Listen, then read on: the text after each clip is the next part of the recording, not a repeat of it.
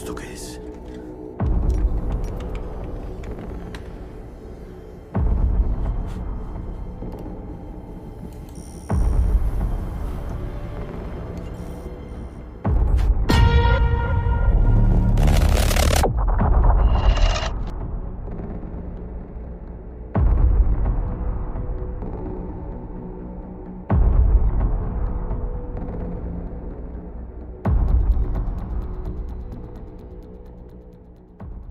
La palabra Edén se acostumbra a emplear en lenguaje coloquial, con el mismo significado que el vocablo paraíso. La Septuaginta tradujo la palabra hebrea correspondiente a jardín, gam, mediante la palabra griega paradeisos, que a su vez viene del término persa, pardes, que significa huerto, parque o jardín. Edén es una palabra hebrea de origen sumerio, edín, que significa planicie, o lugar plano más allá de las tierras cultivadas. Si no comenzamos por entender la profundidad de lo que significa la palabra Edén, mucho menos vamos a poder discernir lo que ocurrió en ese lugar, porque nos está diciendo que este lugar está más allá de las tierras cultivadas. Y cada vez, hermanos, que nos hablen de la tierra, de la palabra tierra, debemos hacer una comparación, una relación con nosotros mismos, con nuestro cuerpo, porque nuestro avatar fue sacado del polvo de la tierra. Así que cuando dice que nos colocó en un plano más allá de la tierra, nos está diciendo que fuimos colocados en un plano más elevado de la comprensión corpórea, una dimensión de entendimiento, por supuesto. Estamos hablando de los asuntos espirituales, y en este estudio aprendimos que para entender las cosas espirituales tendríamos que hacer una relación o discernirlo por medio de los niveles de conciencia. Así que debo hablar de la estructura de los Shamaim para que comprendan muy bien cuando hable de la serpiente. Para entender esta estructura vamos a utilizar letras del hebreo moderno. He colocado la letra Yud en lo más alto en representación del Todopoderoso, el que lo contiene todo. Anteriormente ya les había explicado que la letra Yud es la única letra del hebreo moderno que está en elevación. Por lo tanto me pareció que sería lo más acorde para poder representar lo que quiero mostrarles acá. Colocaremos la letra Aleph en representación de la diestra del Todopoderoso. Recordaré rápidamente algunas características en su gematría. Les había dicho que al ser la primera letra del Aleph Bet o del alfabeto hebreo, esta tenía valor numérico 1, y que estudiando la naturaleza de este arquetipo, también podíamos ver que estaba conformada por dos letras Yud y una letra Bab, y que al sumar sus valores en la gematría encontrábamos el mismo valor numérico del nombre del creador, que es 26. También habíamos visto la relación con nuestro ADN, con nuestra genética, que si revisábamos los 4 ácidos nucleótidos, adenina, timina, citosina y guanina, podíamos ver que se formaban unos puentes de sulfuro, y que su progresión era cada 10, 5, 6 y 5 ácidos, igual que la secuencia numérica del nombre del creador. Ahora, hermanos, si nos fijamos bien en esas dos cadenas que parecen entrelazarse, forman una especie de escalera, ¿verdad? Forman la partición del ADN, y en cada partición nos encontramos con la composición del nucleótido diseccionado en 11 filas. Cada una de estas 11 filas se divide en dos, repartiendo así de forma intercalada los 4 elementos que componen el nucleótido. Por supuesto, estos son la timina, la guanina, la citosina y la adenina. Así que cada nucleótido está compuesto por 22 elementos por su fila de 4. Y recordemos que tenemos 22 arquetipos, que son los ladrillos de la creación. Estoy hablando, por supuesto, de las 22 letras del hebreo. Vamos a ir organizando esto para que lo comprendan. La letra Yud es la primera letra del nombre del creador. Él es el que lo contiene todo. Él crea absolutamente todo. Él genera los pensamientos para que las cosas sean creadas. Y todo se hace a través de la palabra. La palabra es Yahushua. La palabra tiene una representación para nosotros en nuestra mente conformada por letras. Por supuesto que para el lenguaje de los Shamaim tenemos que usar letras de los Shamaim, pero estas no son letras comunes, porque estos arquetipos son entes creacionales. Desde el principio vamos a encontrar cómo nuestro creador todo lo dirigió a través de la palabra. Vamos a encontrar muchos versos en Bereshit donde nos dice: y Elohim dijo, hágase la luz, y Elohim dijo, haya expansión. Todos los pensamientos del Todopoderoso se proyectaban a través de la palabra, y él iba dirigiendo, por supuesto, todo lo que se iba creando. Por eso en estas 22 letras colocaremos la representación del título Elohim. Concentrados acá para que vean la relación con las 22 letras en hebreo.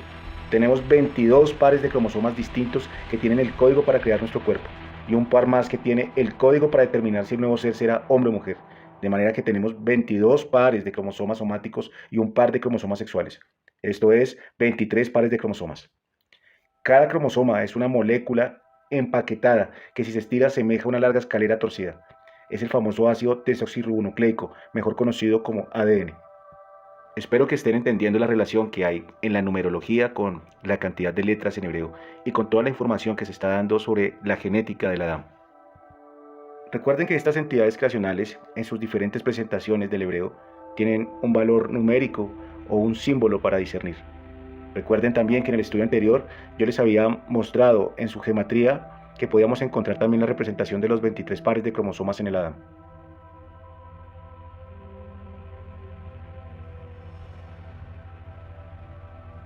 Leamos el siguiente texto y miremos que podemos encontrar otra vez una relación con los valores numéricos de sus arquetipos y las propiedades de la genética del ADN.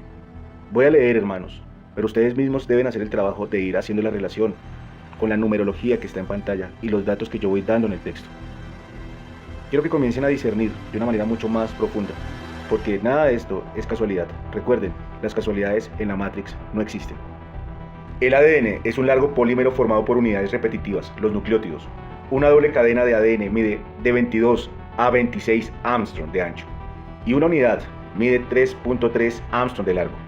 Aunque cada unidad individual que se repite es muy pequeña, los polímeros de ADN pueden ser moléculas enormes que contienen millones de nucleótidos. Por ejemplo, el cromosoma humano más largo, el cromosoma número 1, tiene aproximadamente 220 millones de pares de bases.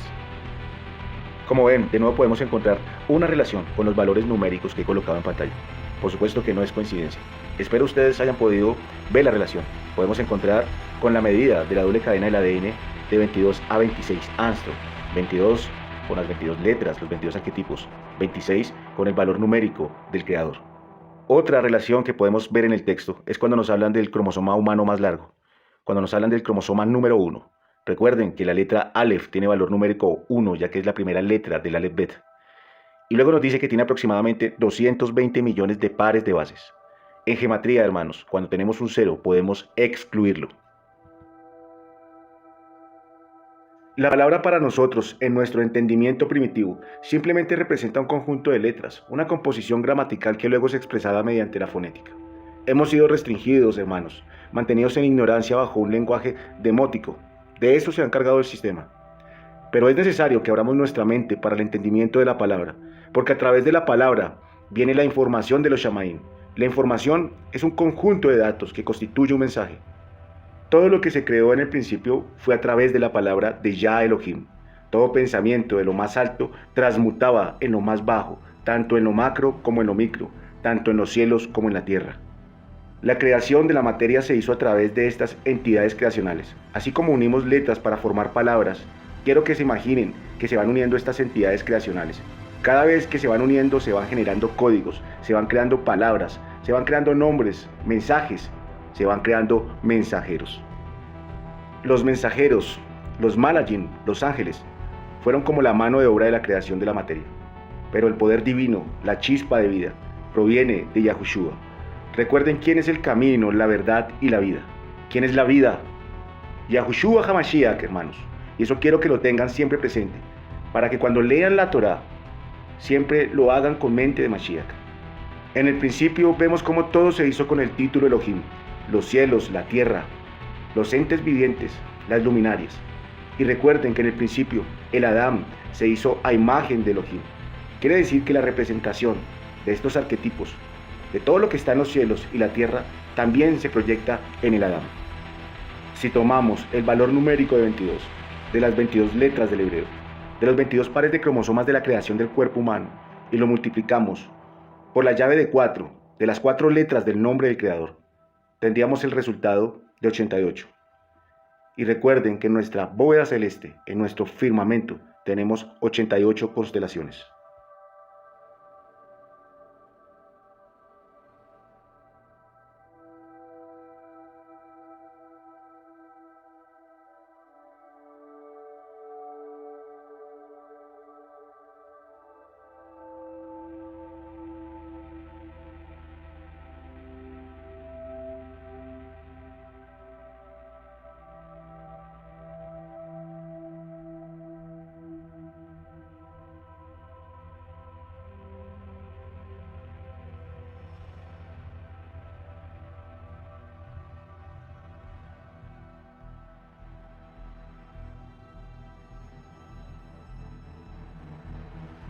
Bueno, supongo que pudieron encontrar la relación del significado de alegoría con las constelaciones, porque precisamente son la representación de las proyecciones acá en la Tierra, formas humanas, animales y objetos.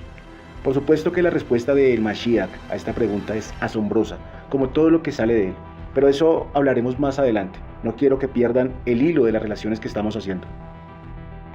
A través de todas estas relaciones con la gematría del lenguaje sagrado, les he querido mostrar cómo está contenido el poder de Elohim en el todo, en lo micro y en lo macro, en la materia baja y en la expansión del firmamento, en la tierra y en los cielos.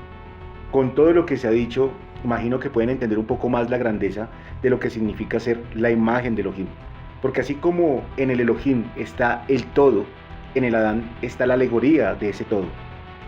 Las constelaciones son un conjunto de estrellas, una conexión de estrellas, y estrellas representan Malajim, mensajeros, mensajes, es información divina. El Adán es una proyección del Elohim, por lo tanto podemos encontrar la proyección de esas constelaciones en nosotros, y eso lo vemos representado en la naturaleza de nuestro cerebro, en las conexiones de nuestras neuronas.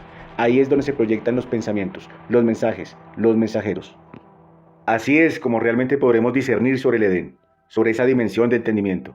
El avatar del Adán será la alegoría de la tierra, y para los cielos su alegoría será la parte más elevada del Adán, su mente, su cerebro. El Adán consta de 3 complejos cerebrales. Aclaro esto, hermanos, no soy neurólogo. Esto es conocimiento básico del sistema cerebral, enseñado por el médico y neurocientífico Paul MacLean. El cerebro triuno está conformado por el complejo reptiliano, por el complejo mamario o límbico, por el neocórtex o neocorteza cerebral. Vamos a profundizar un poco más en estos conceptos que había mencionado en la segunda parte de Volviendo a Bereshit. Si ustedes logran entender esto, se van a dar cuenta cómo se relaciona con todo lo que hemos estudiado y van a poder comprender perfectamente lo que pasó en el Edén. Vamos a ir hablando de algunas características de cada complejo y más adelante vamos a hacer una relación, por supuesto, con las Sagradas Escrituras. Por ahora solamente quiero que sepan la funcionalidad de cada uno de estos complejos. Vamos primero con el que tiene el nombre más interesante, con el complejo reptiliano, que tampoco tiene ese nombre por casualidad, por supuesto. El cerebro reptil es la base del cerebro, es la parte más baja. El complejo reptiliano es propio de todos los animales, pero es predominante en aquellos de sangre fría, como los reptiles, por supuesto. Comprende el cerebelo y la raíz cerebral. Es el área encargada de la supervivencia, del instinto animal. Está encargada de todos los instintos más básicos, como el hambre, el sueño y el deseo sexual. El complejo reptiliano pone énfasis en las extremidades del cuerpo, es decir, en la utilización de nuestras extremidades, sea para luchar o escapar.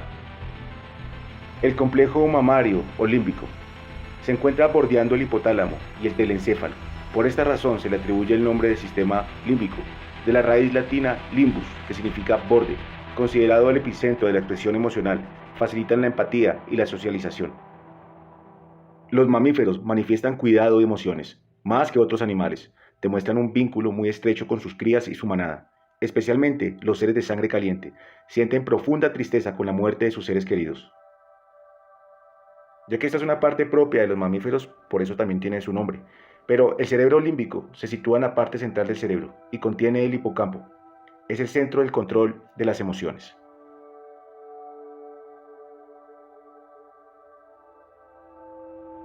El neocórtex es la base del pensamiento humano, lo que se supone nos diferencia del resto de los animales. Es aquí donde tiene lugar las funciones cognitivas superiores, como el razonamiento, el lenguaje, la planificación.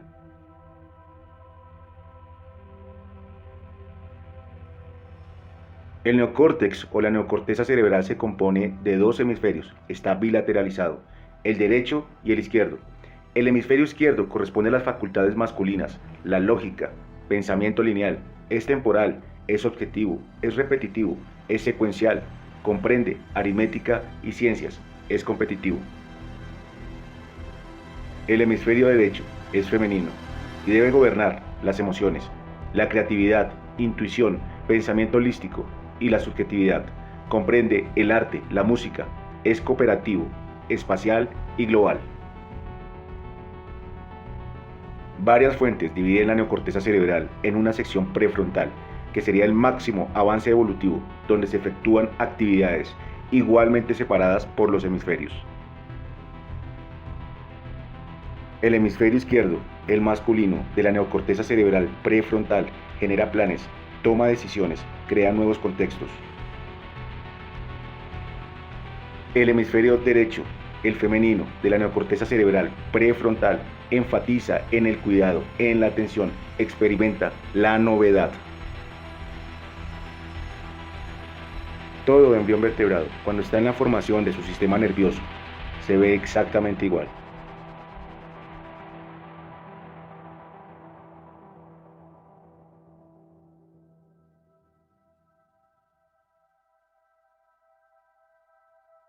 El complejo reptiliano es el primero que se forma de la triada, encargándose de las funciones más básicas de supervivencias no conscientes, como los latidos del corazón, la respiración, la presión sanguínea y la temperatura corpórea, entre otros. La teoría del cerebro triuno enseñada por el neurocientífico Paul MacLean tiene una gran aceptación en el campo de la psicología. Y hoy en día hemos aprendido a través de la ingeniería lingüística y los procesos cognitivos que podemos analizar muchas cosas del comportamiento humano y hemos aprendido cómo trabaja el veneno de la serpiente. Vamos a aclarar aquí algo rápidamente en pantalla, porque puede que este estudio lo estén viendo algunos hermanos veganos y pueden ver este conocimiento del cerebro triuno como una teoría que simplemente busca discriminar a los pobres reptiles diciendo que no tienen sentimientos. De nuevo, yo no soy médico, pero tuve que estudiar un poco esto para poder explicárselos. Y es importante que se identifiquen ciertas partes del cerebro, por supuesto, para entender la comparación que se está haciendo con los animales. Bueno, coloqué el sistema límbico en pantalla. Recuerden que este es el segundo cerebro. Hablamos del complejo reptiliano, del complejo límbico y del neocórtex. Límbico viene del latín limbus, que significa borde. Y es llamado así precisamente por esa línea verde que ustedes ven ahí, hermanos, bordeando hasta llegar a esta zona que dice hipotálamo. Hay muchas partes, por supuesto, ahí, pero vamos a sintetizar esto, ¿no? Toda esa parte que está bordeando el sistema límbico es el tálamo. En esta imagen lo podemos ver mucho más claro. Esta es la zona del tálamo, la zona que estaba siendo bordeada por el sistema límbico. Toda esta zona, hermanos, es considerado el epicentro de la expresión emocional. Facilita la empatía y la socialización. En otras palabras, hermanos, el tálamo es un sitio de relevo donde todos los estímulos llegan antes de proyectarse hacia la corteza cerebral y luego, por supuesto, hacernos conscientes de esas emociones. En esta zona somos muy bombardeados por el enemigo, por supuesto, porque está relacionada con nuestra memoria de largo plazo. Ahora, del tálamo para abajo, todo lo que ven ahí es el complejo reptiliano. Bueno, nos falta el cerebelo, pero debajo del tálamo está el hipotálamo, hipo debajo, ¿sí? Y desde ahí ya comienza a denominarse cerebro reptil, porque de ahí para abajo las estructuras de nuestro cerebro comienzan a ser similares a las del cerebro de un reptil. El cerebro de la serpiente, del cocodrilo, de todos los reptiles tienen hipotálamo, tienen hipófisis, envían señales al cuerpo y cumplen las funciones vitales de supervivencia. Por supuesto que es fundamental este cerebro, este complejo reptiliano, porque nosotros no estamos pensando en respirar, simplemente lo hacemos, ¿no? Esa parte del cerebro se encarga de enviar esas señales, al igual que con los latidos del corazón. La cosa con este complejo reptiliano es que no tiene en cuenta las emociones. Por eso es que se asocia con los animales de sangre fría, ¿sí? Los reptiles son solo supervivencia, al igual que este complejo. Entonces el complejo reptiliano no es inducido por las emociones, pero él sí puede inducir sobre las emociones, porque esta parte también se encarga de producir el sueño, el hambre, ¿sí? Y el deseo sexual, como ya lo he dicho. Entonces puede influenciar, por supuesto, sobre el cerebro límbico. Entonces dejemos aquí algo claro. Respecto a los animales reptiles, ellos también son seres sintientes, pueden experimentar el dolor. Lo que no pueden hacer es mostrar esta empatía, estas emociones como lo hacen los mamíferos y los seres humanos. Espero ahora sí haya quedado más claro. Vamos ahora sí a volver a lo que nos interesa. Vamos a recordar lo que estamos haciendo. Dijimos que el Adán era una imagen de Elohim y que su cerebro es una alegoría de los Chamaín. Así que vamos a ver unas comparaciones. Entonces tenemos un cerebro triuno, un cerebro de 3 niveles, donde tenemos el neocórtex, el cerebro mamario o límbico y el cerebro reptiliano. Por supuesto ustedes ya vieron la comparación y la relación que se pueden hacer con el cerebro de los animales. Si miramos los cielos, hermanos, las constelaciones, vamos a ver también animales y personas, ¿verdad? Y hay que recordar, hermanos, que hay una tercera parte de los cielos en rebelión. Y fue lanzado fuera el gran dragón, la serpiente antigua, que se llama Hasatán y Diablo, el cual engaña al mundo entero, y fue arrojado sobre Aretz, y sus ejércitos fueron arrojados con él. Y su cola arrastraba la tercera parte de las luminarias de los Shamaín, y las arrojó sobre Aretz, y el dragón se paró frente a la mujer que estaba para dar a luz, y a fin de devorar su hijo tan pronto como naciera. Entonces tenemos un cerebro donde nos dicen que su tercera parte es el complejo reptiliano. Y tenemos unos Shamaín donde nos dicen que el dragón arrastró la tercera parte. En la teoría del cerebro triuno nos enseña que el primero que se forma es el complejo reptiliano. Y tiene una razón de ser, por supuesto, porque en él están las funciones básicas para la vida, ¿no? Como respirar, como los latidos del corazón, supervivencia. Es el protector de nosotros. Voy a leer acá un fragmento de lo que hace el complejo reptiliano cuando nosotros nacemos. Desde el nacimiento y durante los primeros 3 años de vida, el sistema instintivo emocional se encuentra muy desarrollado, no así el sistema cognitivo ejecutivo. Más concretamente, hasta el año de vida, el cerebro que rige la conducta del niño es el cerebro reptiliano. Actuará con el objetivo de cubrir sus necesidades básicas de hambre, frío, sueño. En este nivel poco sirve razonar con el bebé, que llora ya que no tiene desarrollo de su parte racional, solo queda ir satisfaciendo sus necesidades. Ahora recordemos Ezequiel 28, cuando le hablan al príncipe de Tiro, pero se desenmascara el espíritu de Heilel o Lucifer. Mucha atención cómo se refieren acá a Heilel o Lucifer.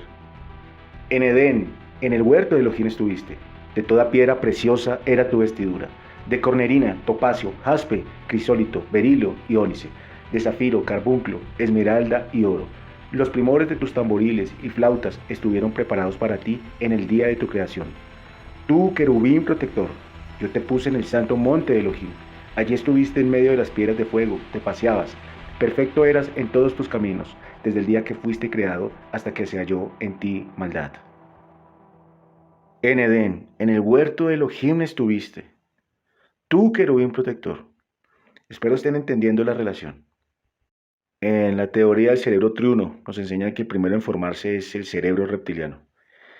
Y si nos colocamos a pensar quién se creó primero, Lucifer o el Adán.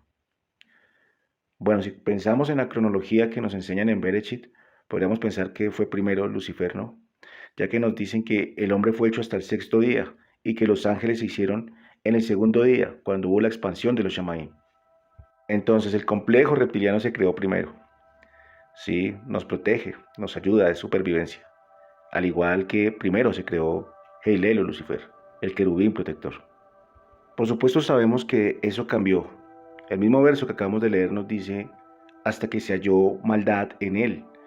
Sí, pero en un principio fue un querubín protector. You take the blue pill, the story ends. You wake up in your bed and believe whatever you want to believe. You take the red pill, you stay in Wonderland, and I show you how deep the rabbit hole goes.